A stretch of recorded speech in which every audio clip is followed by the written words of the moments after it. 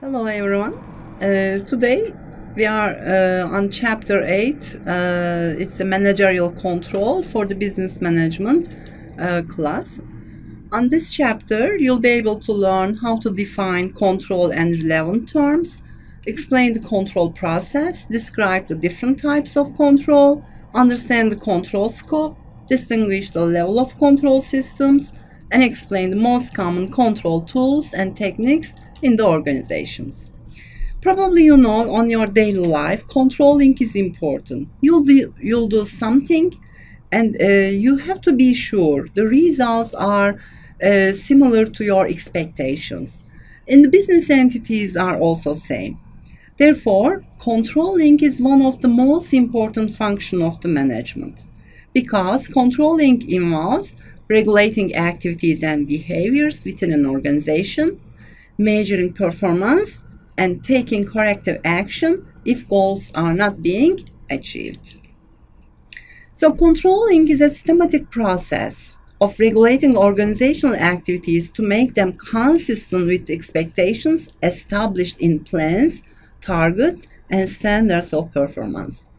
Controlling is the process of ensuring that all activities in the organization go according to the planned activities. Therefore, controlling actually is related to implementing of plans and evaluating the results of business operations by making comparison actual results to the planned goals or standards. And in the managerial activities, internal control is also responsibility of management. So internal control is a managerial task and responsibility to ensure that all of the activities of company are under the management control. Therefore, internal control is important aspects of organizations' governance, management, and operations. Internal control is also a process, and it's effected by an entity's board of directors, management, and other employee designed to provide reasonable assurance regarding the achievement of objectives relating to operations, reporting, and compliance. And in any type of controlling, there must be 4 basic steps. And it's similar to the logic of planning. First of all, in the first step, you have to establish the standards and methods to measure the performance. And in second step, you have to measure performance to see what did you do, what did you get.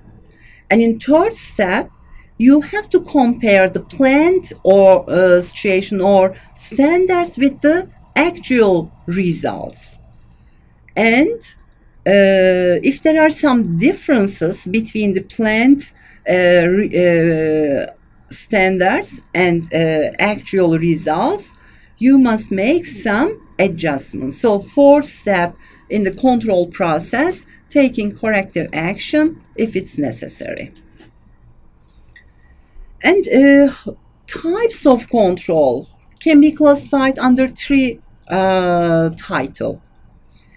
It depends on the when we are starting to control or when we are controlling the actions, activities. If we are making control before activity starts, we call them as a feed-forward controls or pre-controls. As you can imagine, feed-forward controls are future-directed. So they are designed to detect and anticipate deviations from standards at various points before work is performed. And you can make corrections before completing the action.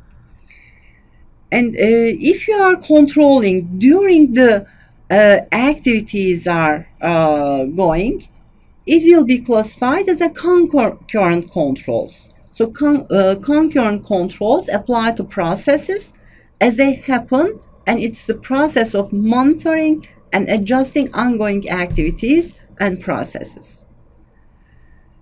If you are controlling after the work is done, it will be classified as a feedback controls. Therefore, feedback controls are post-performance controls because the control takes place after the activity is done. And also, what's the scope of control? You can or managers can control whole organization or only some departments, teams, or individuals. Therefore, some control strategies apply to the whole organization or major divisions, and control is also an issue at the lower and operational level, where department managers and supervisors focus on the performance of teams and individual employees. And control scope can be classified as a strategic, operational, and tactical, but actually the boundaries among them is not very clear. But it will be helpful where to focus. Therefore, we are classifying as a strategic, tactical, and operational. Strategic control focused on how the organization as a whole fits its external environment and meets its long-run objectives and goals. Tactical control focuses on implementing the strategies.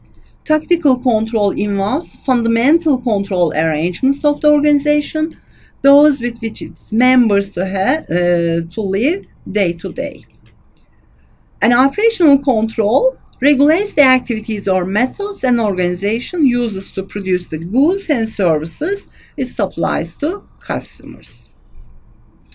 And level of the control systems must be known. We have to decide as a manager. The decision about where to focus the control in an organization involves critical choices based on which actions and outcomes should receive the greatest attention. Focus of control refers not only what is to be controlled, but also where control should be located in the organizational structure.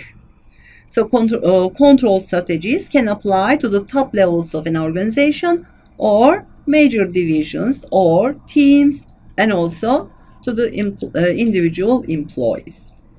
If you are focusing on the whole company, balanced scorecard will be a very helpful tool or approach, because as you know, balanced scorecard is a comprehensive approach by combining several indicators of effectiveness into a single framework, and this new approach balances various parts of the organization rather than just focusing on one aspect.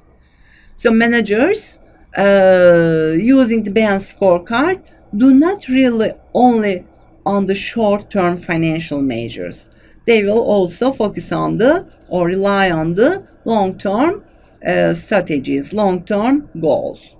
So balanced scorecard helps an organization set goals and measure performance from 4 perspectives altogether: financial performance, customer service, internal business process, and organization's capacity for learning and growth. And in the management, there are 2 different approaches to evaluate and control team or individual performance and to allocate the rewards. One approach focuses primarily on how people do their jobs, whereas the other focuses primarily on the outcomes people produce. Behavioral controls involve the direct evaluation of managerial and employee decision making, not of the results of the managerial decisions. Second approach to control is to pay less attention to what people do than to what they accomplish. Outcome control is based on monitoring and rewarding results, and managers might pay little attention to how those results are obtained. And there are a lot of different types of tools and techniques to make effective control. But most commonly known, it's a budgetary control. The other one, financial controls. And as we said, we have other control tools and techniques. Probably you know the budget because a budget is also a planning tool. In the planning chapter, probably you learn about the budgets. So budget is a quantitative expression of a proposed plan of action by management for a specified period and an aid to coordinate what needs to be done to implement that plan. So budgetary control is the process of setting targets for an organization's expenditures, monitoring results and comparing them to the budget, and making changes as needed. And financial controls are most commonly used tools. Financial controls tell whether the organization is successful financially, and also they can be useful indicators of other kinds of performance problems. So manager needs to be able to evaluate financial reports that compare the organization's performance with the past situation or industry norms. So most common financial analysis focus on the ratios. There are 4 different types of ratios. If you are controlling the company's short-term debt-paying ability, you'll use the liquidity ratios. If you are focusing on the effective usage of the or efficiency of the company, you'll use the activity ratios. If you are looking at the profitability of company, you'll look at the profitability ratios. And 4th types, leverage ratios or solvency ratios, will be related to funding activities with borrowed money or owner's money. And the other most common techniques can be cost volume profit analysis. This analysis will focus on the relationship between cost, volume, and profits. And activity-based costing will focus on activities as a fundamental cost objects. So total production process will be divided into activities and cost of the activities should be determined. And the other one, just-in-time inventory control. In this system, inventory management and control system will ensure the timely delivery of a product or service and related inputs. And total quality management. Total quality management is an organization-wide effort to integrate quality into every activity in a company through continuous improvement of products and processes. Okay, bye.